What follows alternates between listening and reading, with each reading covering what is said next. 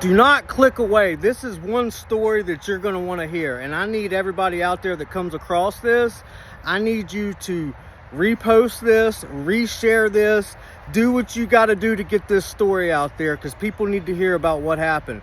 So this guy he has he used to be a cop, he used to be a firefighter, he has background training in saving people's lives. He's a helicopter pilot. So he went to save the Helen, the Hurricane Helen that hit. He went to save those victims. There was people drowning who needed rescuing. So this guy took it upon himself to get in his helicopter and fly there to save these people. And while he was there trying to save people's lives, the police told him that if he saved their lives, they would arrest him and take him to jail. I mean, what kind of world are we living in to where now we're being threatened with arrest if we try to save somebody's life? This is absolutely insane. Here it is. Check it out, everybody. Older couple waiting for help, then landed in what's left of their driveway. Hey, I want you to let me get in. You step out and go out, help her in, put her bag in the back, get her strapped in. I'm going to take her down, come back. I'll take him, I'll come back, and then I'll get you, okay?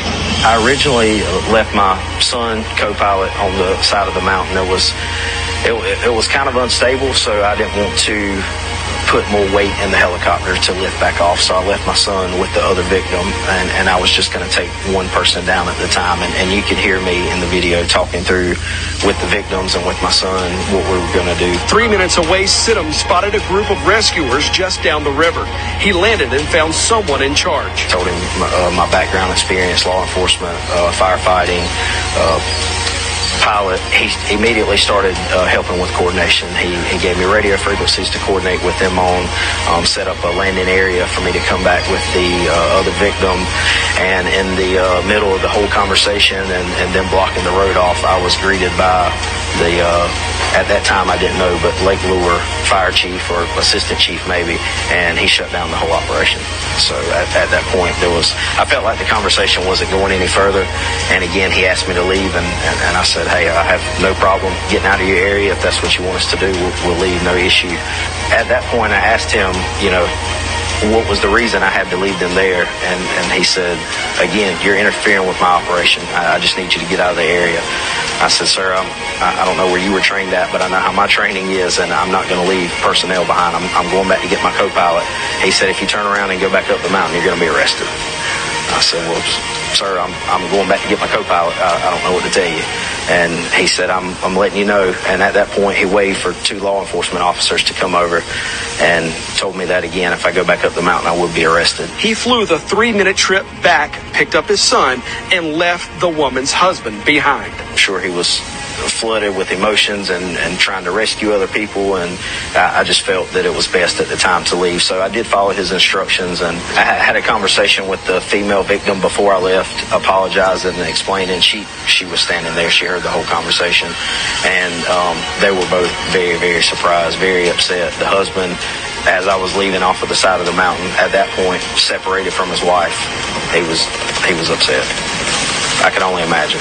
Sidham and his nearly 1,400 flight hours turned his chopper around and headed back to South Carolina, passing people waiting for help along the way. As I was actually leaving to go back to get my son, the original chief or captain that I spoke to, his crew and himself, they came back over and said, hey man, we can't tell you to go get the victim. We can't even ask you to go get the victim, but we can tell you if you come back with the victim, we'll have you a designated landing spot, and we'll make sure they don't come over here.